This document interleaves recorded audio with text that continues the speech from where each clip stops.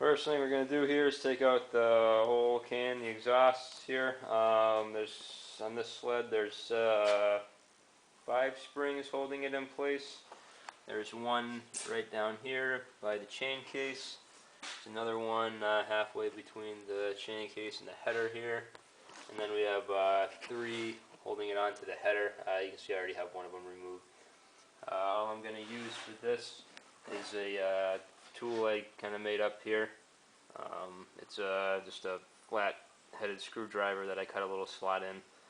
Helps to just reach in and grab the end of the spring and pull it and pop it off.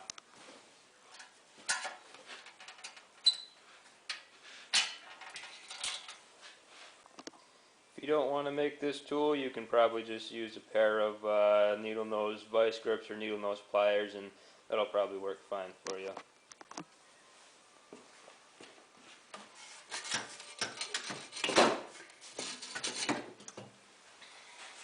Here we're going to go around and pull all the bolts off of the outside of the case. This particular sled has reverse, so I have this lever here that comes up with this bracket. That's something that you may not have. So what I'm going to do is I'm going to take off these 3 bolts right here. You will probably only have one if you don't have reverse. So pull up that, pull off the bolt down here, pay attention to the orientation of the clip for your exhaust spring. Just any other bolts you see around the outside of it, we got another one right here. And just work your way around and loosen them up. 10mm socket. Lock washer and the washer both go on the outside towards the head of the bolt here.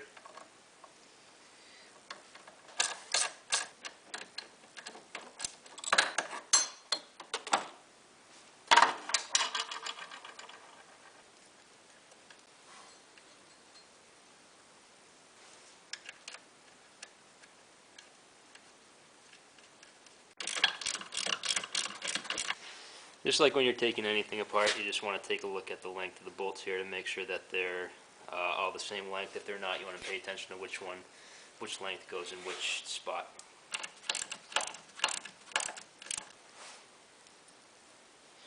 Alright, so the plan here is to just go ahead and try to wrap the bottom of this with a plastic bag to try to let as little oil leak through down into the belly pan as possible.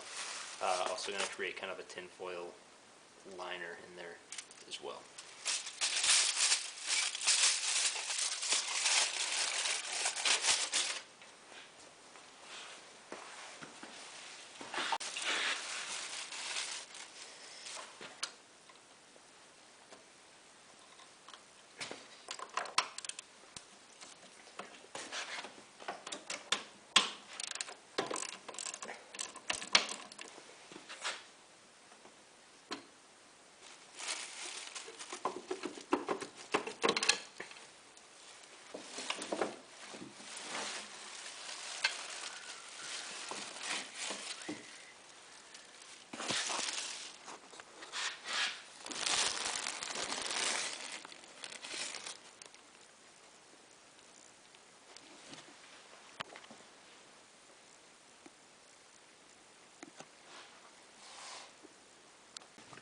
I've already got the chain case cover off here. So far, this sled has reverse, so pulled off this bolt that holds the reverse gear on down here. There's just a spring on it, 16mm bolt.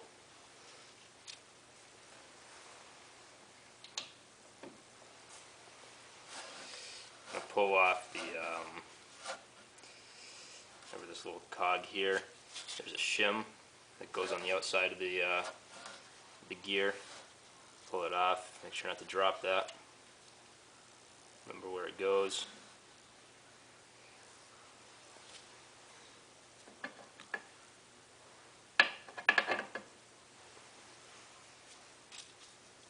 There's also a little peg in here.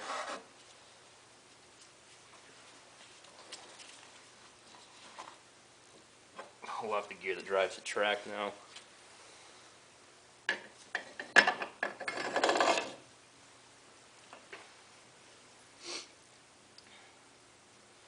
Alright, now we're going to go ahead and loosen the chain. This will be reset when you put the chain back on, but just as a general measure, I'm going to keep track of how many turns I undo this bolt. So in order to do that, I'm going to take some white out. I'm going to mark a spot on the head of the bolt. I'm going to mark a spot on the case, and count roughly how many turns out I'm going.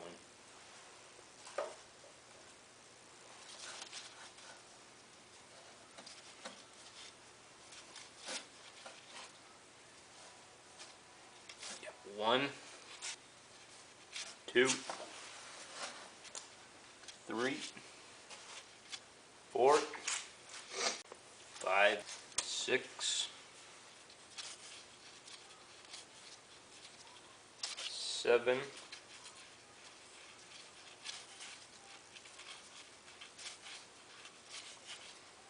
8,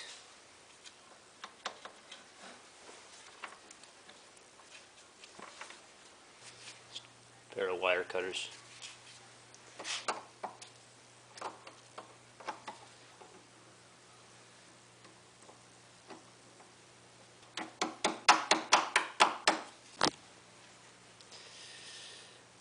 24mm. Make sure your parking brake is set for this.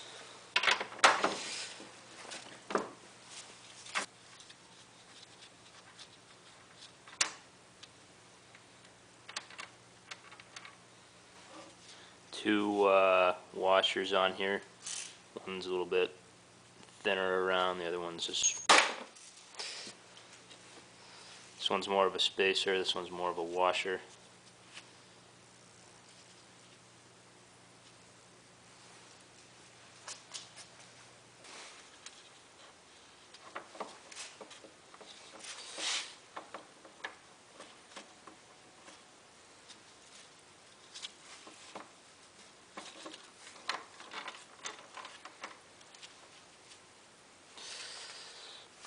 Whether it matters or not, the writing on this gear is facing towards the outside of the chain case, away from the brake.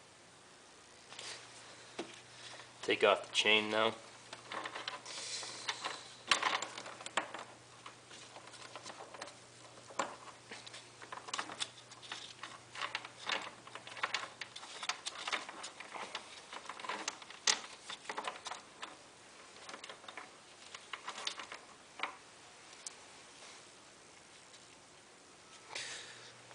Pull off this intermediate gear here.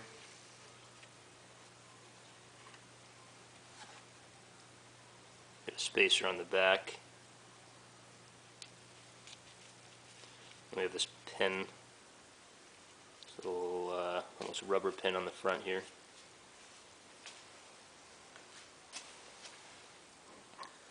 We can pull off this bottom assembly here.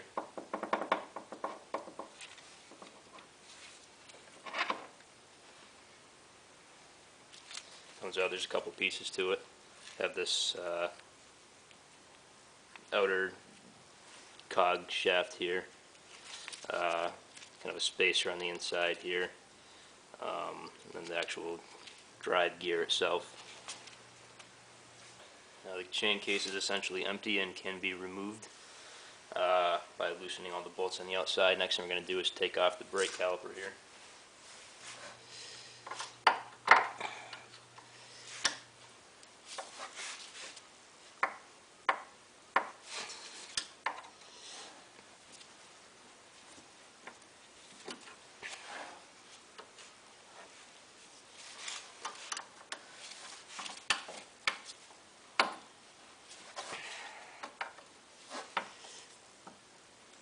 I want to spray down these bolts with a little bit of PB blaster, trying to get too much on the brake.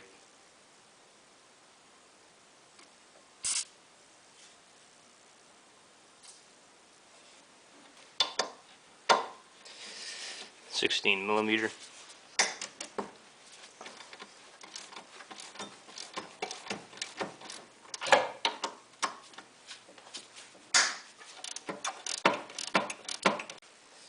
Careful not to kink any of the brake line. Find some place to set it off to the side.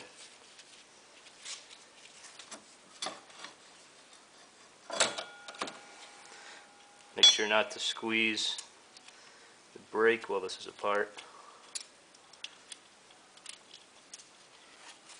We have 2 major bolts on the outside of the case. Then we have 3 nuts on the inside holding the shaft that drives the track. Going to take care of the nuts on the inside first. 17mm bolts. I'm going to go ahead and take off the nuts holding the outside of the chain case here.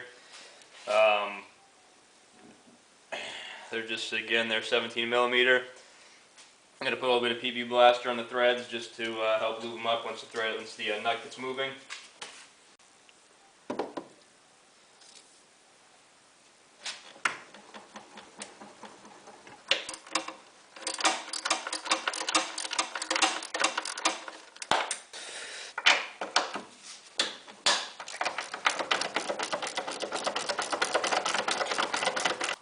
So we got the lock nut here, and then we got a washer behind it.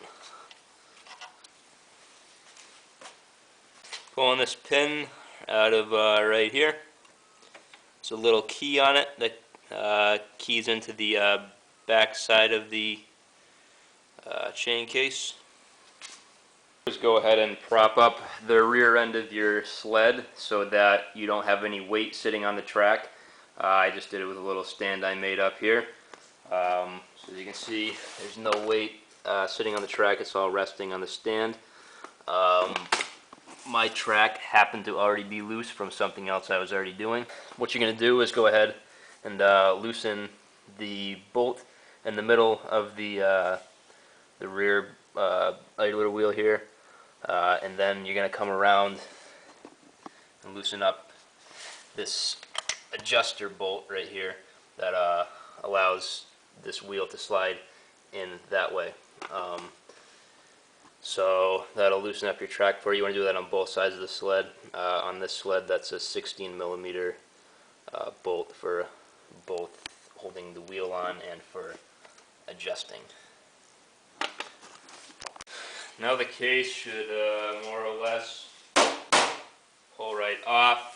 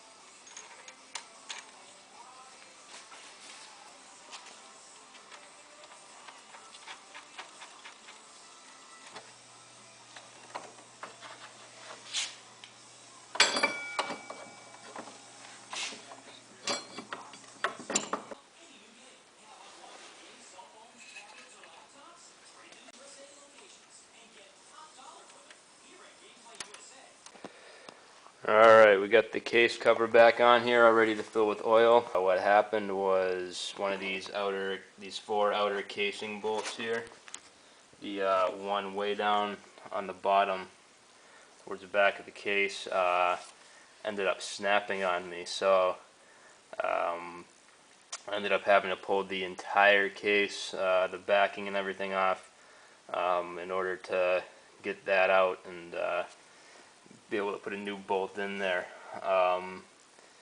Yeah, so that was a pain. That took a good, better part of the day there. So just quickly what I had to do, obviously what we did to get the cover off, pulled that, pull all the outer bolts, pull that center bolt right there. It's a little tab that you got to pry back to get it off. Pull that bolt out, and then the outer cover will come off, and that should be all you need to do. So again, the four outer bolts, and then that center bolt, if you have reverse, then that should be all you need to do to get the outer cover off. I ended up having to pull off the brake caliper there. I had to pull all the gears on the inside out.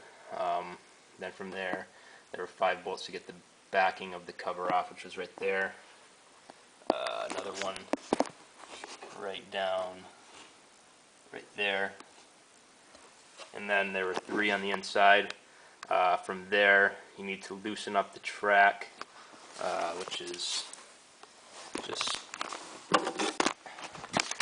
right back here. You know, loosen up that bolt on the center of the wheel, and then this bolt right here adjusts the tension on the track. So you need to loosen the track up quite a bit, and then you can pull the inner cover off. And reassembly is just the reverse. Good to take lots of pictures and make diagrams and whatnot of your gears as you're taking them apart. I ended up cleaning out everything on the inside of here with brake cleaner. I reused the same gaskets. You know, obviously inspect them, check them to make sure they're good before you reuse them. But now I've got everything back together and ready to refill the case with oil. What I have here is official Ski-Doo XPS synthetic Chaincase oil. You don't need to use this. Any Chaincase oil will work. Synthetic will be better for colder temperatures. I just happen to have this one already, so I'll be putting this in. I've even read about people using automatic transmission fluid. I'm not going to say I recommend that, but it sounds like a lot of people have had success with it. So here we go.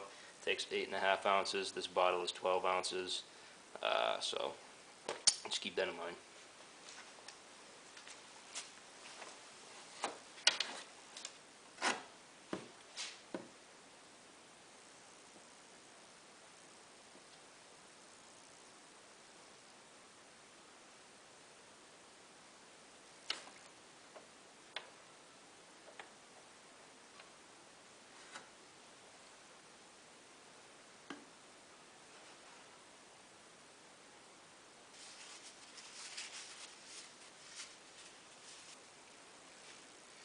Not a bad idea to put some oil on these O-rings at the top of the dipstick here. Just pull on your finger. Thanks for watching. Stay tuned for more videos to come. Please like and subscribe. Thanks.